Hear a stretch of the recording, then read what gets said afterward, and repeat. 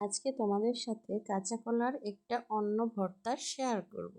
চলো প্রথমে কাঁচা কলাটাকে আমরা চুলায় দিয়ে পুড়ে নিই।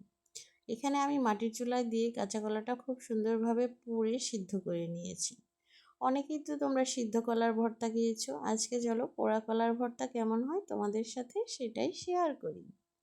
এখানে দেখো কলাগুলোকে খুব সুন্দরভাবে ছিলে পরিষ্কার করে নিয়েছি, যেহেতু মাটির চুলায় তাই একটু ভালো করে ধুয়েও নিয়েছি। এখন কলা ভর্তা তৈরি করার জন্য লাগছে কিছু পরিমাণ শুকনো মরিচ, যা আগে থেকেই আমি ভেজে রেখেছিলাম। এখন কিছু পরিমাণ পেঁয়াজ, শুকনো মরিচ আর লবণ দিয়ে খুব সুন্দর করে মরিচ মাখা ভর্তাটা তৈরি করে নেব। এই মরিচ মাখা ভর্তাটা আমার খুবই প্রিয়, তোমাদের কার কার কাছে ভালো লাগে কমেন্টসে জানিয়ে যেও। এখন দেখো সিদ্ধ কলাগুলোকে খুব সুন্দরভাবে মরিচ মাখা ভর্তার সাথে চটকে নিয়েছি। আর সবশেষে দিয়ে নেব বেশ খানিকটা সরিষার তেল। এই সরিষার তেল ছাড়া ভর্তাটাই অসম্পূর্ণ।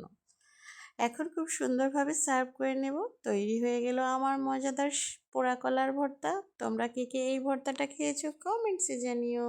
দেখা হচ্ছে নেক্সট ভিডিওতে। আজকের ভিডিও এই পর্যন্তই। সবাই ভালো থেকো, সুস্থ থেকো। আল্লাহ হাফেজ।